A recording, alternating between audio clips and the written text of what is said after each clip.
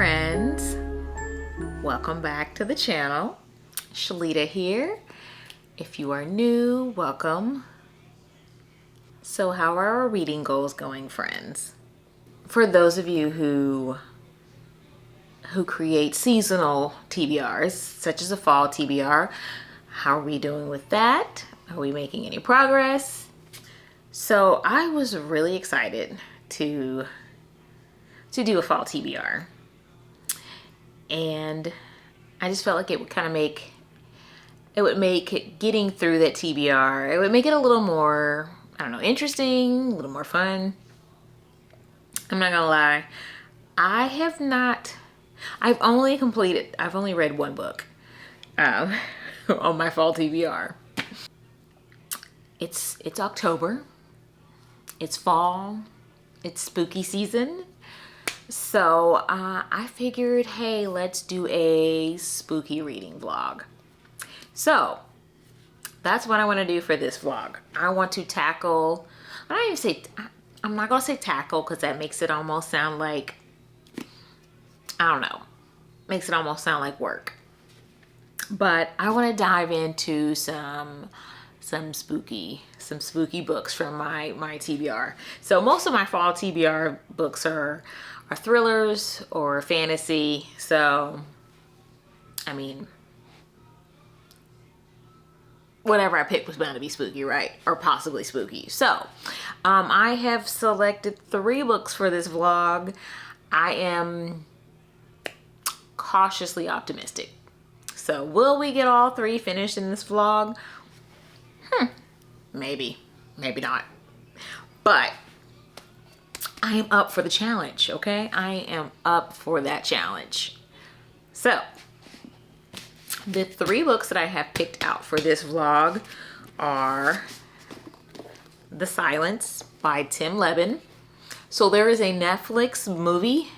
Yes, a Netflix movie based on this book. So this is a straight up horror, okay? Straight up. This is about blind creatures feeding on people, you know. At least that's, yeah. Blind creatures in the cave system. Our main heroine is, you know, is a girl who's been deaf for many years. So, interesting time, interesting book. So, that's one of the books. Let's see. Now, y'all. So this is from like I said, this is from my blind TBR video. Mr. Sager has burned me in the past, but I have high hopes for this. We are going to be reading Final Girls by Riley Sager, which is a book that's about girls who have survived massacres or, you know, murderous events. They've come out as the, you know, the only survivors in their situations. So this is kind of about them, and yeah, sounds interesting, sounds good. So this one, I guess this one is like thriller. I guess this one's like thriller horror. We'll see. The last Riley Sager book that I read I was under the impression that it was a thriller, but it was, I don't know, went from thriller to supernatural. So we'll see how this one goes. All right, I'm hopeful. I'm hopeful. And last but not least, this is the one that I have been dying to read, and I actually started reading it. I have not got far in it yet, so I just wanted just a little sample, just a little taste ahead of the video. But Vampires of El Norte by Isabel Cañas. So this one is, and I said in my previous video, I said that this is a historical fantasy, but I think it's more, I think this may be more on the horror lines. So historical horror / historical fantasy. I mean, it's about vampires and, what is this, in the 1700s, 1800s? 1840s Mexico. So, yeah, so I'm only 32 pages in, so not far in. So yeah, so that's the game plan for this vlog. We're going read these 3 books, or we're gonna try to read these 3 books. And what spooky vlog is complete without some spooky treats? We're gonna do a little cupcake making, and then we're gonna see what else we can get up to in this vlog. All right, so before we dive in, please remember to like, comment, and subscribe for more. And without further ado, let's dive in. Oh yeah, did y'all notice? Did you notice what I'm wearing? Did you notice what I'm wearing? My Halloween PJs? Yes. If you all see me in these PJs several times in this video, mind your business. I'm setting a mood. So, you know, if this is what makes me comfy and cozy during my spooky reading time, who are you to judge me? Who are you to judge me? But anyway, yeah, I just wanted to be on brand for the video, you know. All right, anyway, let's get into this reading, guys. Let's go.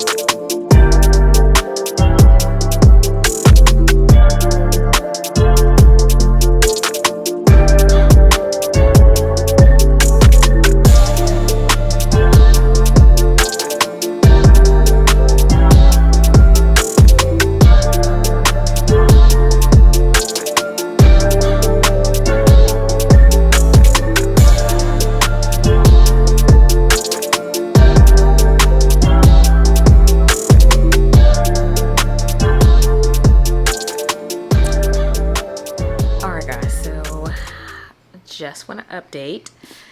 So I'm on page 208, so I am a little over 50% into this, and I took the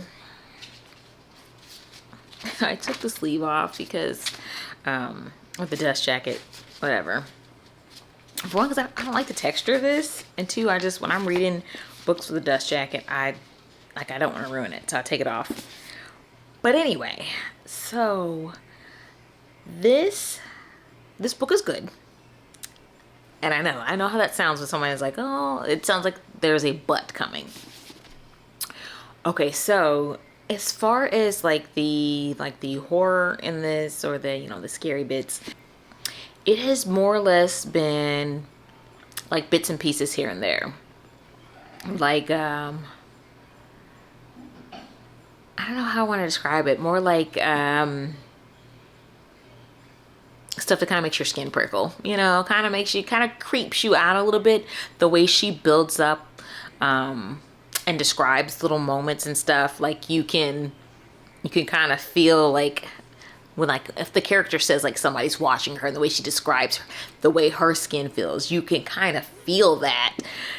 But like I said, I'm just a little over 50% into it. So we're really where I'm at now. There's like a big major, like, scary scene going on here. So, it's good. There's a, like I said, there's a, I feel like I'm not doing this book justice. It's good. It's good. I think I went into this thinking that it was just going to be like, boom, in your face scary the entire time. And it hasn't been like that. Okay, so we get bits and pieces. It's like the author will do something to kind of like creep you out and scare you, and then she lets her foot off the gas. And then she'll, you know, we'll kind of talk, we kind of dive into the characters and their relationship, and then something creepy will happen, or the characters will have some kind of like flashback. And so you'll get that tension, that little anxiousness, and then she lets that foot up off the gas. So she kind of just keeps, there's like this push and pull, this teasing you. She teases, you know, a lot in here. And I like it. Gosh, the scene that I'm at, I was literally, we were sitting at the gas station. Bae was pumping gas, and I'm reading at the gas station. And I just, oh, the scene, I was just like, oh my God. Like I'm freaking out inside, and I'm like, you know, I felt it. I felt the tension, felt my heart kind of, you know, picking up, and I had goosebumps. So, so far so good. But our main characters, Nestor and Nana. Oh my gosh. What is so cute is that they're like childhood sweethearts.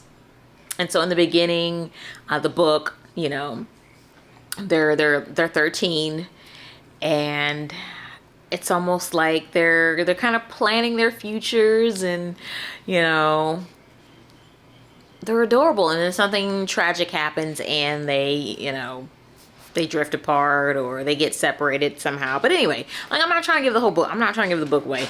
But anyway, so we do kind of have like a time jump. But there's this one scene in the book that I just adored. And it's like a memory. It's not even a flashback for us. It's a memory for Nestor, our main male character. And so at this point he's 22, but he's thinking back on a memory from when they were, you know, when they were kids, when they were 12 or 13. And he's remembering their first kiss. So it is so cute, because it's like, you think about it and you're like, it makes you think about like your first kiss, you know, when you're that age, and the way he just describes it. So in the memory, you know, he's remembering that Nana had kind of came to him, and she was like, oh, you know, like basically all her older cousins had told her that, you know, that some people are terrible at kissing, and well, she didn't want to be bad at kissing. So, you know, maybe, you know, she wanted to practice. She wanted to, you know, try practice. This is one of those I can show you better than I can tell you. But basically I can read it to you better than I can, you know, describe it. So, okay, let's see. So he says, so he's talking about, you know, the memory that he had, a memory of him and her, you know, standing in this grove. So he says, even when she was shouting at him, he cannot help but think of how she had once stood close to him in the late afternoon shade of the grove. There's a word for the grove, but I'm not going to try to say it. My Spanish is terrible. Anyway, in the shade of the grove, safely hidden from the house. How she had said that one of her older cousins told her that some people kiss badly. This filled her with dread that she too might be a bad kisser unless she had practice. Was Nestor in? He was 13. Of course he agreed enthusiastically. But when she took his hands in hers, when their faces were so close he could admire the dusting of freckles over her nose and the perfect curve of her lips, he was overcome by a wave of shyness. "You're really bad at this," she whispered. Her eyes were like a doe's, big and dark and immensely trusting, but there was an amused glint there. She was laughing at him. "I haven't even started." "That's what I mean, Tonto." You could start too. He was deflecting, buying time. His palms had begun to sweat. He hoped to God she could not feel it. The boy is supposed to, she said authoritatively. Her freckles were like constellations. He wanted to stare at them until they made him dizzy. Says who? He said. I don't know. Aren't those the rules? This gave him pause. There aren't rules, are there? What if there were? Was there some secret vault of knowledge Casimiro was hiding from him? Some locked door that stood between him and manhood? Nana shrugged lightly. Fine, if you're going to be a coward. She leaned forward. Before Nestor could process this, her lips were on his. For a moment his world was her dark lashes, the curve of her nose, her cheek, loose wisps of her hair tickling his skin. Then he shut his eyes. Her lips were impossibly soft. Her skin smelled like sunshine, like her, like home. Isn't that so cute? But just his nervousness in the moment, like he wanted this. He wanted that kiss with her. But then that moment came and he was, a young boy. He was shy. So she says, that wasn't that hard. She loosened her hold on his hands as if she meant to unlace their fingers and step away. He resisted. She paused. He was certain that if either one of them looked down, they would see his heart beating out of his chest like a rabbit's. Wait, he said. Can I try going first?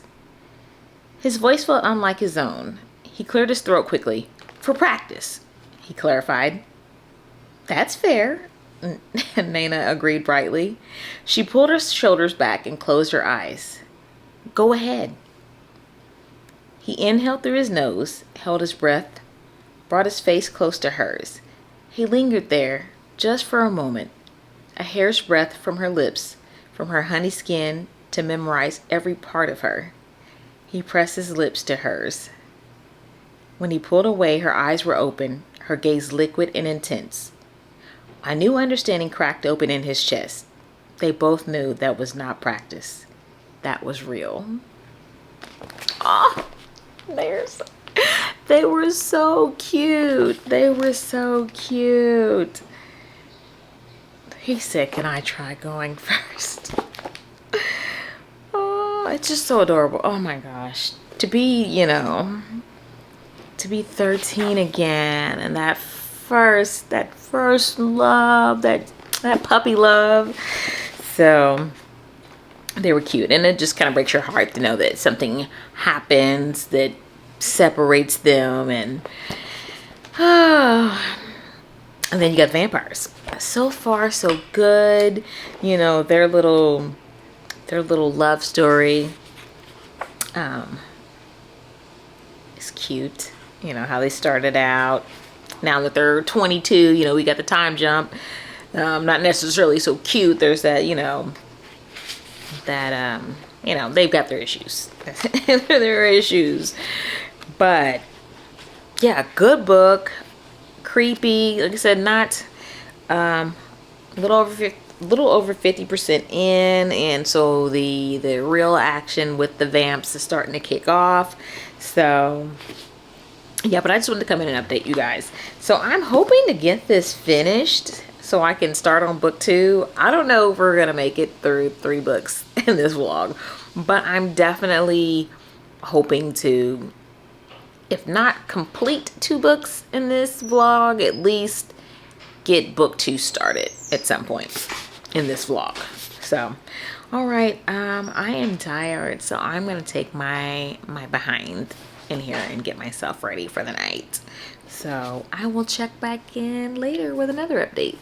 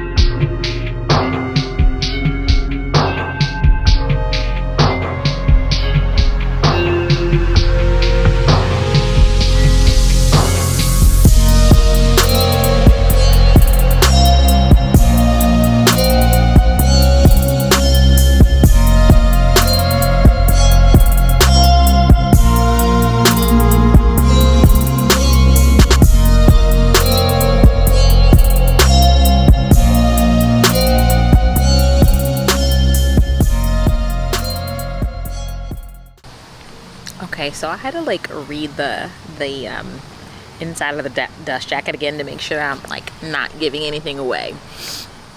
So last update, like I mentioned that they had experienced something tragic. So Nana, like at the beginning of the book, Nana gets attacked, right? This is in the dust jacket, so I'm not spoiling anything. And he thought she was dead, and so he, you know, he ran away. He left, and so he's been gone for 9 years. So this whole time he thought that she was dead. She thought that he basically abandoned her. So last night when I did the little update, I was worried about like giving spoilers away, but I just reread the inside of the dust jacket, so this is not a spoiler. So when they were like 13, Nana gets attacked. Clearly it's by a vampire. So, or, you know, they don't know what it was at the time. But anyway, Nana gets attacked. Nestor thinks she thought she was dead, and he like ran away. So 9 years passes. He's been under the impression the entire time that she was dead. She's been under the impression the entire time that he basically, you know, ran off to, you know, live his life. So they're back to, you know, so they're kind of thrust back into each other's orbit. But it's just the longing, and to think that, like, and you know, and people are always like, you know, like kids, you know, teenagers, you know, kids, all that puppy love and all that, but there's just so much longing in this. Like, this man is like 22. He's, I mean, really, I mean, 22, calling him a man is, you know, it's a stretch, you know. He's, but in the 1800s, like, yo, this is a man, you know. like he probably would have been married at like 16, 17, 18, right? But the longing, like that love for each other, like they were each other's first love. And he's been carrying around this shame and this guilt for so long because he felt like he was responsible for her death.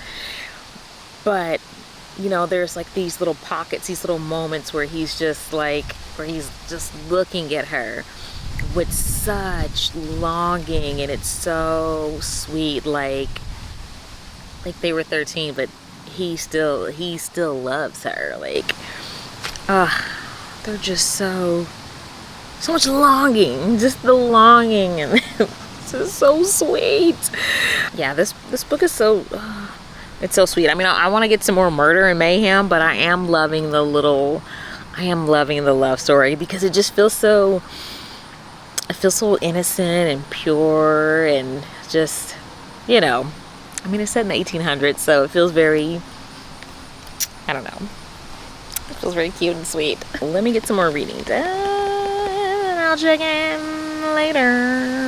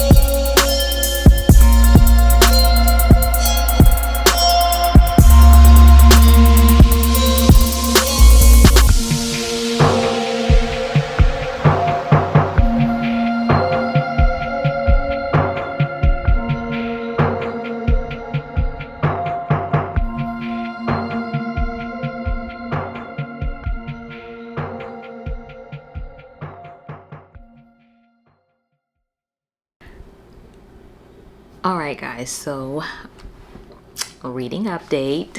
So I did finish book number 1. What was book number 1, y'all?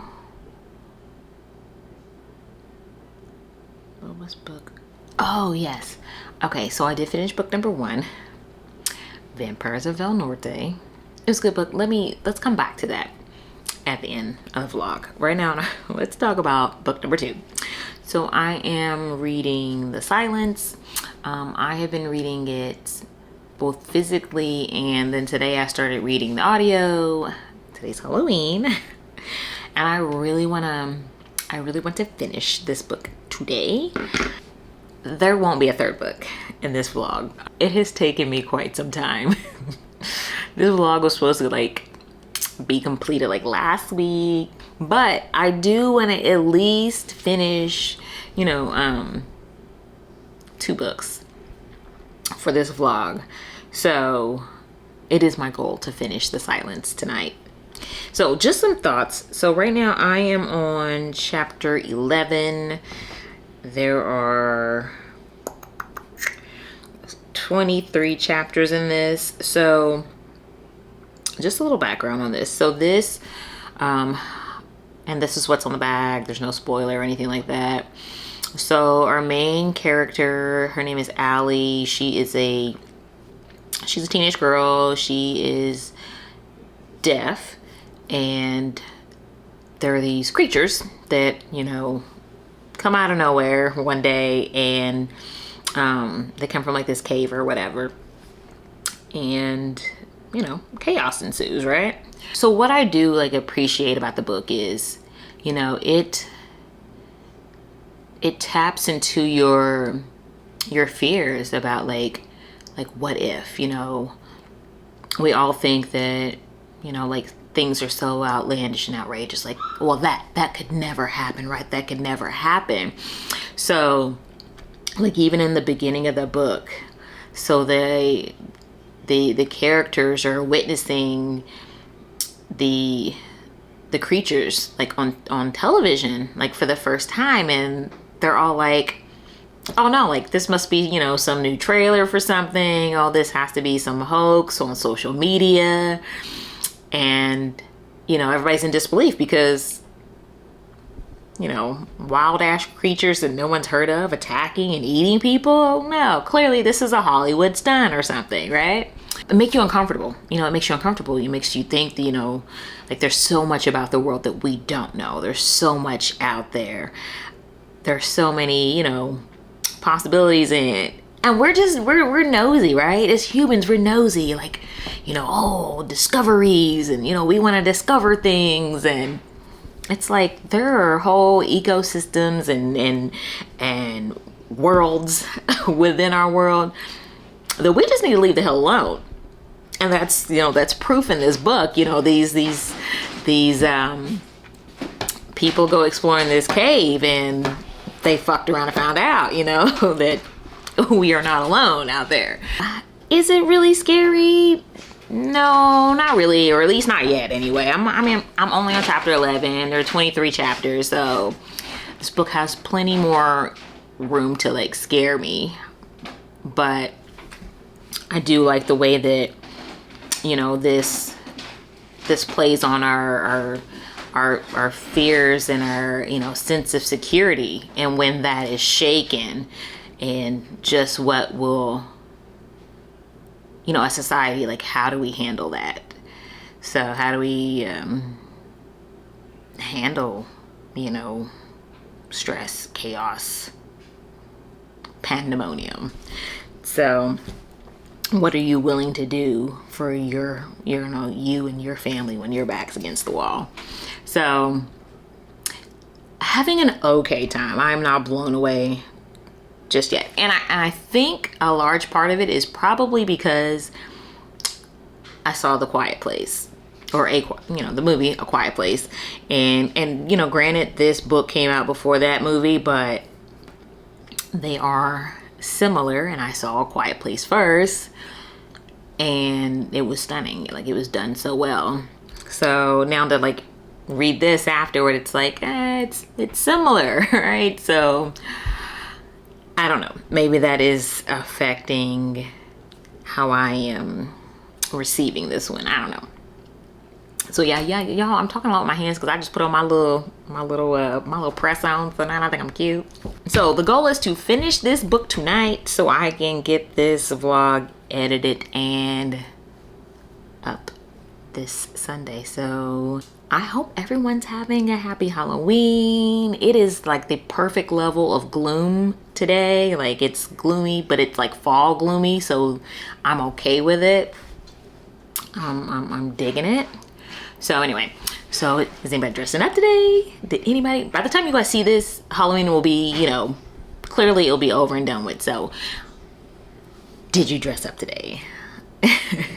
Did you take the kiddos trick-or-treating? Did you go to a Halloween party yourself?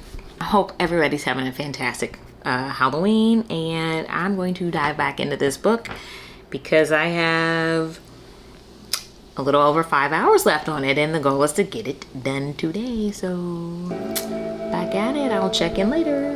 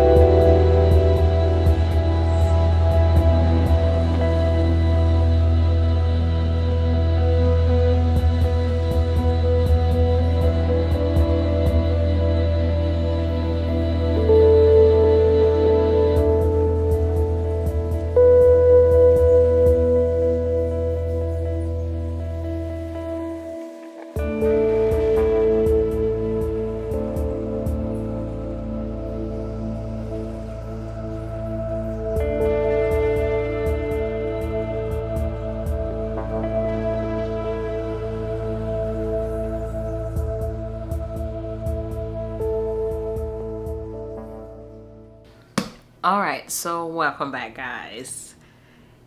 This has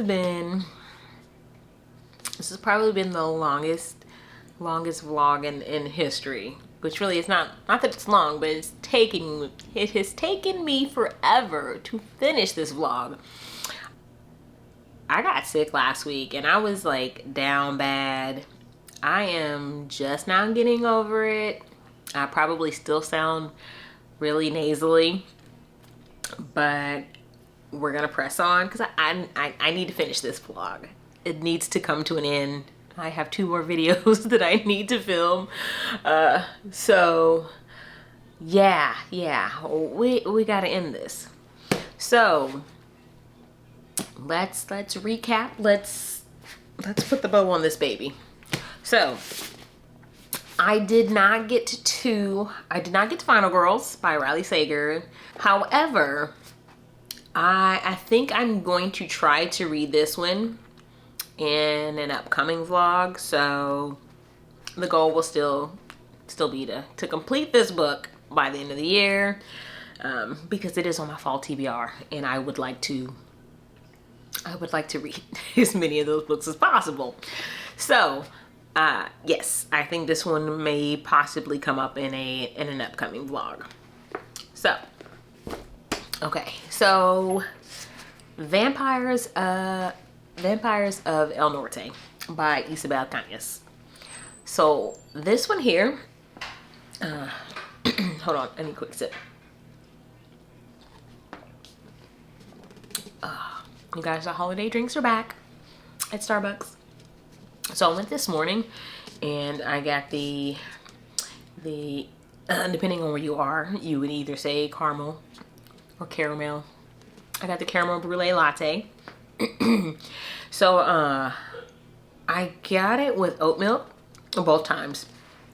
However, the first time I didn't make, besides the oat milk, I didn't make any adjustments, and it was super sweet with the, I guess the standard drink comes with 2 pumps of the caramel brulee sauce.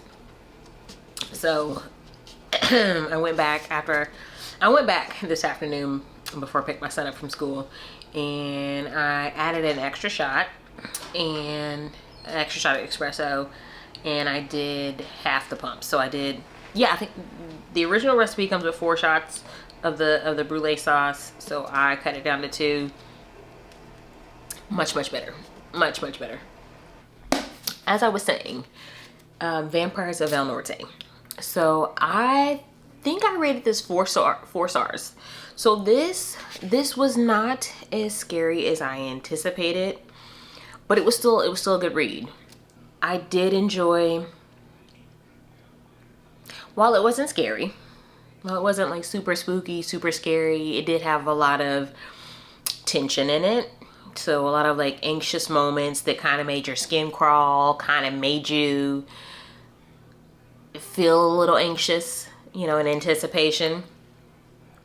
And so like once the vampires really like start like popping off, it's so wild, because when they finally like just come out, it kind of negates everything you think about, or like traditionally vampires, like, oh, they only come out at night. Well, baby, these suckers were just out on the battlefield, you know, like feeding and stuff. So you know, that kind of like blew that out of the water. You know, most vampire stories are like, oh, you know, they're not day walkers, you know, they can only come out at night. But no, and these are definitely not the attractive, you know, vampires of recent movies. You know, there's no Edward Cullen out there. These were some ghastly creatures, okay? There's a love story in this, and it was so sweet. It was tender, you know, childhood sweethearts. So I love that the author was able to tie that, you know, that love story and the horror story all together, and the historical aspects of it, you know, the Mexican-American War. Like, this author clearly did her research. It's very apparent, and she even says it, you know, in the author's notes towards at the end of the book. So yeah, really good book. Loved it. And yes, I would recommend this. Lastly, The Silence. So I did have to return this book. I had the physical book from the library, and I had it for so long. They were like, hey, yo, we're charging you for this book. So I was like, no, let me drop this book off. So I had to like rush and turn it back in before I could do my, you know, my final, put the ending on this vlog.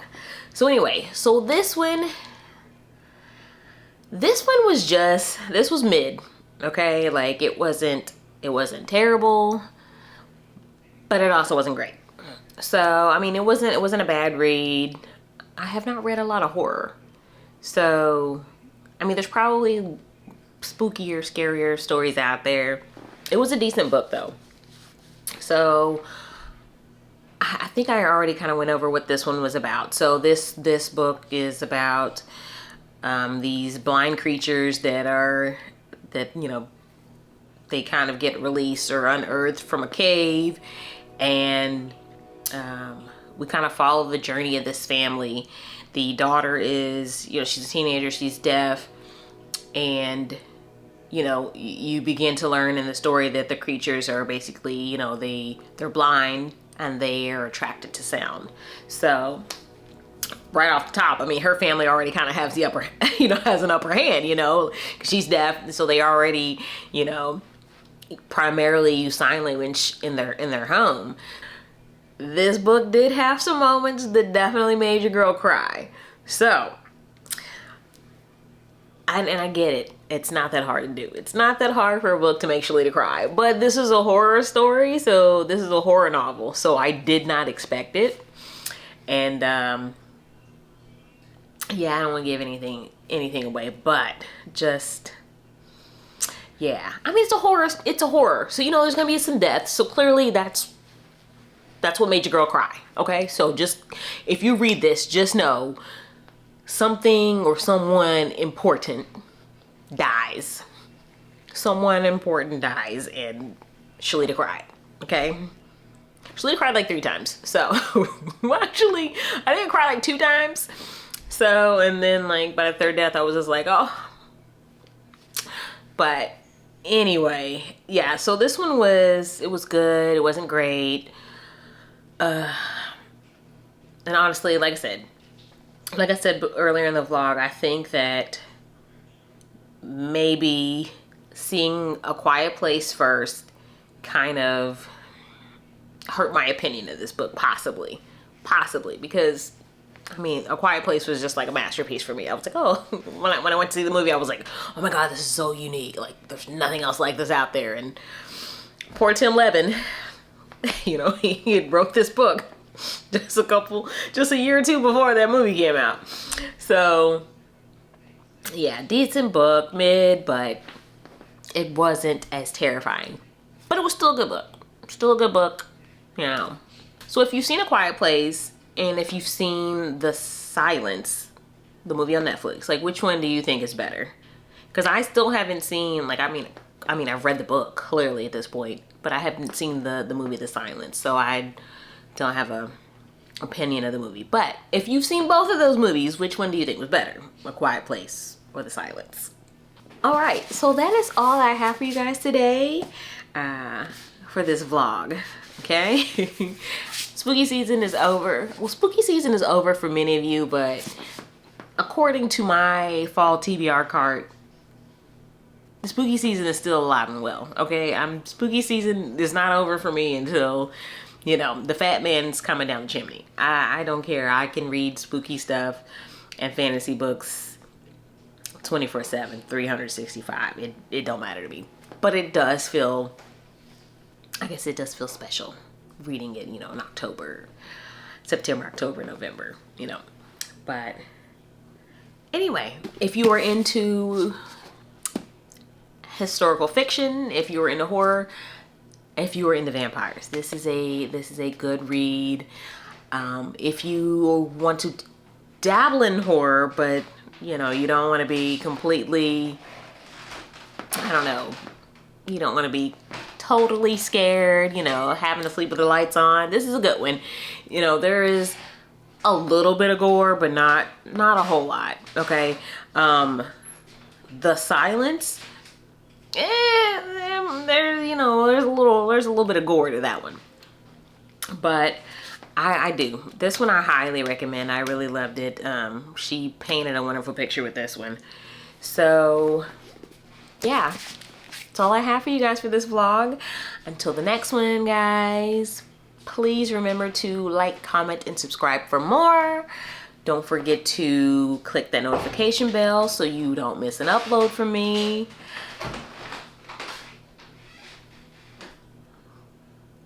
Until the next one, friends. Bye.